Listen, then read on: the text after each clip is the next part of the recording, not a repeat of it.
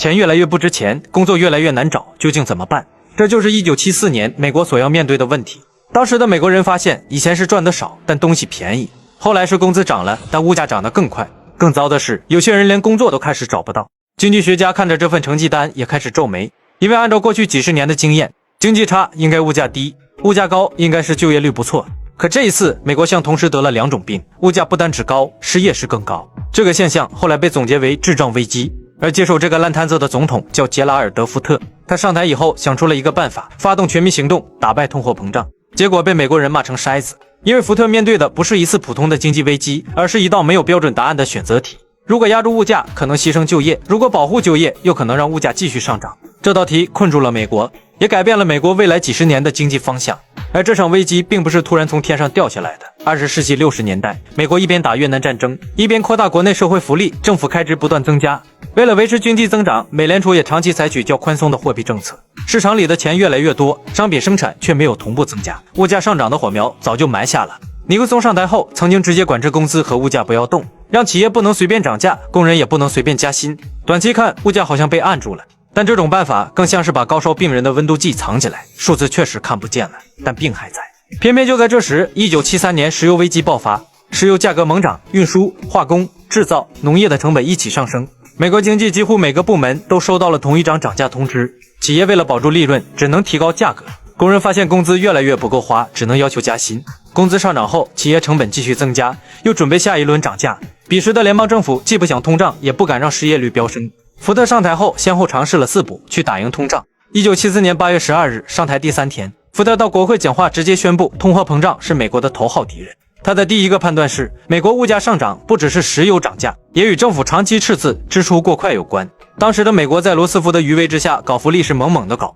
尤其是罗斯福的头号粉丝林登·约翰逊提出大社会计划，从老年人医疗保险、低收入者医疗援助、联邦教育援助、食品和收入援助、职业培训、社区扶贫项目、公共住房，从1960财年的约70亿美元增加到1969财年的约200亿美元，全部是联邦政府买单。这些钱会变成教师工资、学校建设订单、培训机构经费、地方政府雇员工资、建筑合同和家庭补助。这在经济衰退时能拖住需求，本来是好事，但如果经济已经接近满负荷，商品生产跟不上，新增购买力就可能推高价格。政府花钱本身不一定造成严重通胀。假如政府多花100亿美元，同时多收100亿美元税，政府增加的需求会被资本减少的购买力从而部分抵消。问题是林登·约翰逊这个老登搞这个大社会计划的同时，还搞越南战争。1968年，美国统一预算赤字达到约250亿美元，不足的部分联邦政府就要借钱，财政部发行国债，银行和投资者购买。与此同时，美联储为了避免利率上升过快影响政府融资，货币政策一度偏宽松，财政扩张加上货币扩张，市场里的总购买力增长的比生产能力快。于是福特提出先削减联邦开支，不要把太多钱流入市场。1974年8月，福特签署法案，成立工资与物价稳定委员会。这个委员会不能命令企业降价，它的任务是收集数据，举行听证，公开追问你为什么涨价，你工资为什么这样涨，你的生产率有没有跟上。到了9月5日，福特召开第一场全国通胀会议。福特表示，这不是总统一个人能够解决的问题，也不是国会或任何一个群体能够单独解决的问题。企业说工资涨得太快，工会说企业为了保住利润不断提价，消费者说自己什么都没决定，只负责付款。而各政府部门则开始熟练地证明本部门的预算属于绝对不能消的那一种。大家都在说我们的工资、我们的物价、我们的预算是减不了一点。为了把各方不同意见整合，福特做出了一个方案。10月8日，福特走进国会，提出10项行动计划，面看内容很多，底层其实只有3个原理。第一，要求多生产，解决商品不够问题。福特要求农民扩大粮食生产，取消部分种植限制，并保障农业需要的燃料和化肥。他的理由是这样的：市场里的钱多，商品少，价格就会上涨。既然不能只减少钱，那就增加商品。同样的逻辑也用在能源上，他要求增加国内石油、煤炭和核能供应，提高汽车燃油效率，减少对进口石油的依赖。第二，鼓励投资，提高生产能力。福特提出把企业投资税收抵免提高到 10%， 鼓励企业购买机器，扩建工厂。后来这招无数国家模仿。他的逻辑是，企业有更多机器，生产效率提高，商品供应增加，长期价格压力才可能下降，就是直接管你生产端。第三，减少需求，让市场冷下来。福特提出对企业和较高收入者征收1年期 5% 附加税，同时把联邦支出控制在3000亿美元左右。原理就是让有钱人和企业少花一些，政府也少花一些，总需求下降，企业就不容易随意涨价。福特说，如果山姆大叔不先勒紧腰带，就没资格要求美国民众勒紧腰带。但他以上这些操作在当时的美国并不管用，因为如果压需求就会伤害就业，所以他又提出延长失业保险，增加临时公共服务岗位，并帮助住房市场获得贷款。他把这套思路概括为短期问题需要短期办法，也就是说整体经济要降温，但不能让已经失业的人直接冻在外面。简而言之，福特这套方案就是一边加税一边救济。正式政策讲完以后，福特又号召普通人减少食物浪费，少开车，少用能源，并推出写着打北邮安的徽章。福特这个操作它是这么个逻辑，如果所有人都觉得价格明天还会涨，就会提前购买，企业也会提前提价，通胀会猛猛的来。福特想用全民动员打断这种心理。这套组合拳打下来后，通胀没有立刻下去，经济突然先冷了下来。美国这场衰退早在1973年11月就已经开始，到了1974年第4季度，失业率升到 6.6%，1975年第1季度又冲到 8.2%， 工厂减产，企业裁员，消费者不敢花钱，住房和汽车市场一起往下掉。这时福特原来的方案就尴尬了，他本想通过加税削减政府支出，让市场里的钱少一点，从而压住物价，结果被他这么一搞，市场里不仅钱花得少，连工作也开始没了。1975年1月15日，福特发表第一份国情咨文。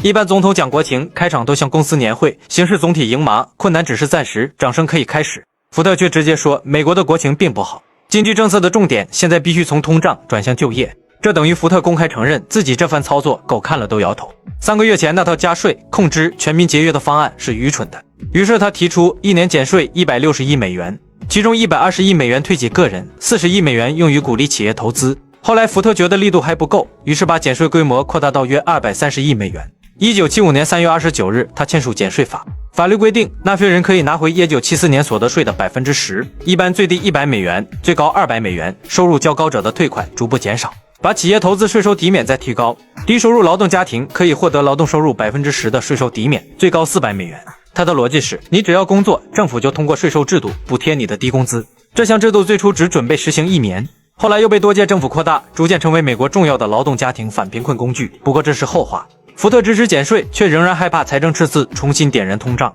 因此他要求同时削减约170亿美元政府项目，并暂停大部分新支出。1975年，福特刚通过减税，想让美国人重新消费，可经济复苏还没传到所有地方，纽约市已经快断粮了。经济衰退后，企业利润下降，居民收入减少，纽约能收到的税也跟着缩水。但城市的工资、医院、学校、地铁和福利开支并不会因为税收减少就自动进入省电模式。纽约过去的办法是借短期债务维持日常运转，债券到期以后再发行新债还旧债，只要银行愿意继续借钱，这套游戏就能继续。直到1975年，银行看完纽约的账本，终于看明白，你纽约在玩我呢，你还得起吗？因为纽约不仅长期入不敷出，还通过复杂的会计办法把一些日常开支藏进别的账户里。表面看起来不错，实际上只有借不到新钱，纽约连工资和到期债务都可能付不出来。这时候纽约向联邦政府求援，彼时的福特先是拒绝了，他担心如果一个城市长期超支，最后只要冲到华盛顿喊一句救救我，然后全国纳税人就得帮他买单，那么其他城市以后也会认真学习这套先进经验，我联邦政府还怎么活？1975年10月29日，福特公开表示，他反对那种只替纽约避免违约，却不解决财政漏洞的救助方案。纽约每日新闻随后打出著名标题，福特对纽约说，去死吧。纽约新闻是真的把福特给害惨了，随后遭到纽约市民一顿的唾骂。纽约没有立刻拿到联邦资金，只能先自救。纽约州介入监管，城市削减支出，提高税收，冻结部分工资，并让银行和工会、养老基金共同参与融资。这些措施代价很大，市政雇员减少，公共服务被压缩。之后民众对福特的骂声是更汹涌。到了11月，福特终于扛不住。12月9日，福特签署法律，允许财政部向纽约提供附带严格条件的短期贷款，钱可以借，但必须按期归还，而且利率不低，账目还要接受监督。纽约危机最终留下了一套影响深远的城市财政规则，地方预算必须更加透明，日常开支不能长期靠借债，多年财政计划必须接受外部监督。福特在这件事上的立场，后来成为美国处理地方财政危机的一种模板。联邦政府可以救城市，但救助必须换来改革，逼着地方去把过去不健康的财政体系纠正。纽约危机刚处理完，福特又遇到一个更大的财政黑洞，就是美国铁路。到1973年，美国东北部已有7家大型铁路公司破产，铁轨老化，事故增加，卡车和高速公路又不断抢走货运生意，但铁路公司想自救也没那么容易。当时铁路运价、线路调整和企业合并都受到洲际商务委员会严格管理，有些线路长期亏损，铁路公司却不能轻易停运，想根据市场调整价格也要走漫长审批。结果是赚钱的线路负责养亏损的线路，真正需要维修时，公司账户已经先躺平了。1976年2月5日，福特签署《铁路振兴与监管改革法》，也叫 4R 法案。这部法律同时做了2件事：第一，政府提供资金和贷款担保，修复铁轨、车站；第二，减少对运价、线路和经营方式的僵硬限制，让铁路公司拥有更大的调整空间。福特说，这项法律要清除那些长期妨碍铁路高效竞争的不必要监管。背后的原理很简单，铁路需要政府救急，但如果经营方式一点不改，今天修好铁轨，明天还会继续亏损。4A 法案没有一次完成铁路改革，它只是把门推开了一条缝，这个后来由卡特总统去完成。福特由此留下了一条越来越清晰的经济路线，政府可以提供资金，避免重要行业直接原地躺下。但企业能不能活下去，不能永远靠华盛顿替它定价格、养亏损、擦报表，你必须要学会自我改革。到了1976年，美国经济终于开始回暖。福特在1月提交经济报告时说，美国经济正在稳步恢复健康。美国失业率从1975年的 8.5% 降到1976年的 7.7%， 通胀也从1975年的高位回落。企业恢复生产，消费者重新花钱，经济走出了衰退谷底。但福特并没有彻底解决滞胀问题，失业率仍然很高，物价还在上涨。更关键的是，石油依赖、通胀预期和货币政策问题都没有消失。这场病只是退烧，病根还在，这也是后来福特无法连任的原因。但福特的操作给美国留下了3样东西：第一，经济下坠时可以用临时减税拖住消费和投资；第二，帮助低收入劳动者不一定只靠传统救济，也可以靠退税手段；第三，政府救助企业和城市时不能只给钱，还要逼着他们改革原来错误的形式。彼时的美国，就凯恩斯理论已经带不动新的美国，它需要寻求一样新的东西，但在寻找新东西的同时，也会带来许多问题。这一期暂时到这里，下一期我们共同了解福特以总统身份访华。虽然中美正式建交是从卡特总统开始，但福特的访华也有着重要意义。